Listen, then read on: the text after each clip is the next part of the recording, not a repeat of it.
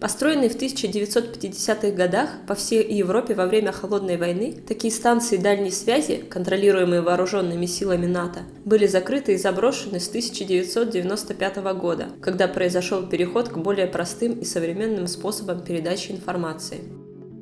Всем привет! Сегодня, как вы уже поняли, мы поговорим не о заброшенных домах и замках, но о другом, не менее интересном объекте. Итак, заброшенная станция НАТО в итальянских горах, краткую историю которой вы уже слышали в самом начале видео. На самом деле в Италии мы посетили 2 таких станции, но я расскажу сначала об этой, показавшейся мне наиболее интересной. На самом деле мы приехали сюда еще ночью и думали, что сможем остановиться совсем поблизости. Но последние несколько километров до базы по узкой старой дороге, заставленной предупреждающими знаками и обрамленной оранжевыми от осени деревьями, как-то отбили такое желание. Поэтому решено было встать у нормальной дороги чуть ниже по склону. Сегодня мы ночевали в горах перед еще одними тарелками. Но мы не хотим выходить на улицу, потому что очень сильный ветер. Не знаю, как мы сейчас снимать будем. Да, Кира? Ночевали мы, как всегда, все вместе прямо в машине. А утром, как только стало светать, мы быстренько все убрали и отправились в путь. Снизу, где мы спали, было ветрено и пасмурно, но по мере приближения к станции ветер немного стих и сменился туманом. В совокупности с оранжевыми деревьями создавалась невероятная атмосфера. Кстати, все фото и видео, которые мы видели из этого места, были сняты здесь в туманную погоду. Совпадение? Не думаю. Проехав все заржавевшие предупреждающие знаки, на которых уже с трудом можно было что-то разобрать, мы оказались на узкой асфальтированной военной дороге, ведущей серпантином к вершине горы. По ямам, исползшему в нескольких частях покрытию, было видно, что этой дорогой давно никто не занимался. Там кто-то есть? Я не вижу. Там свет был, нет? И вот мы оказались перед высоким сеточным забором, завешенным предупреждающими табличками и камерами. На минуту мелькнула мысль, что станция больше не заброшена, и сейчас нас кто-нибудь встретит. Ведь мы ожидали большей разрухи и были немножко в недоумении.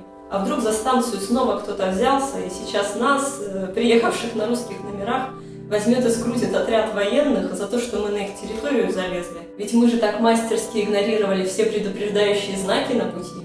Но, подойдя к самим воротам, никого так и не увидели. Ни сторожей, ни припаркованных машин. Только камеры. Не знаю, рабочие они или нет. Все равно в этот день стоявший здесь туман сильно затруднял видимость. Мы отъехали от главных ворот, припарковали машину чуть подальше на склоне и пошли обходить станцию. Здесь идти гораздо сложнее. Это внизу обрыв. Гири нормально. Нам двуногим так себе. Проблема была только в том, что станция располагалась прямо на верхушке горы, и обходить ее надо было по этой самой горе. Мокрая трава скользила под ногами, и мы рисковали проехаться с этой горы куда-нибудь вниз, в туман. Но приключение было весьма занимательным. Ищем дырки в заборах. Идем вокруг. Вот, наконец-то, мы нашли дырку в первом заборе, точнее отогнутый лист, повисший над склоном. Первый уровень был пройден. Пройдя по коридору между 2 заборами под колючей проволокой и почувствовав себя кем-то вроде зэков, мы наконец-то нашли дыру во 2 заборе и тем самым преодолели и 2-й уровень этой миссии. Вот и проходочка человеческая. Отлично.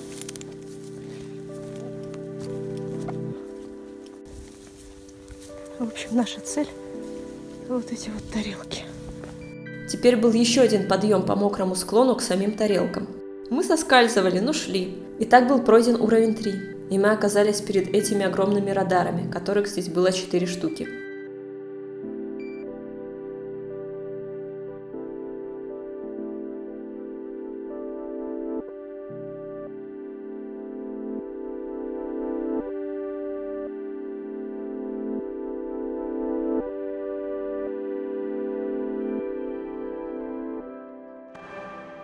Очутившись наверху перед тарелками, мы только начали все обходить и фотографировать, как вдруг услышали, что какой-то прибор на станции издает звук «бип» с равной паузой во времени.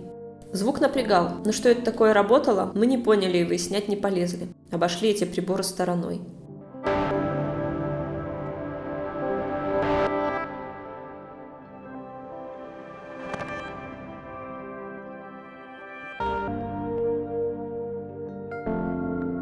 Были здесь еще и такие пустые и изрисованные граффити домики, в очередной раз напоминающие о заброшенности станции.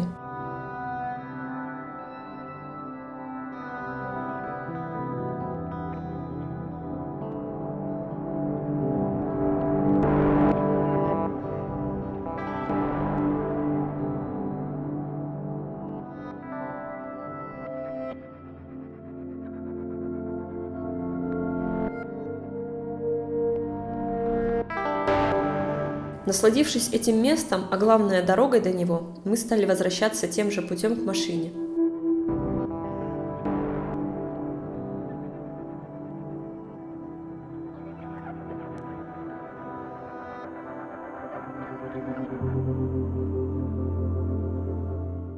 Нам сегодня повезло с погодой, прям туман.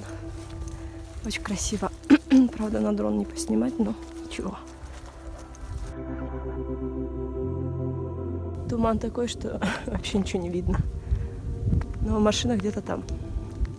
Проехав чуть-чуть вниз по дороге, мне захотелось остановиться и сфоткать свою машину у уже заржавевшего знака, что проход запрещен. И в этот момент, когда я фотографировала знак, мы услышали звук приближающейся машины, и вдруг из тумана показались две фары. Мы ожидали разбор полетов, но машина просто объехала нас. Мужик как-то немножко злобно на нас глянул и поехал преодолевать последние 100 метров до станции.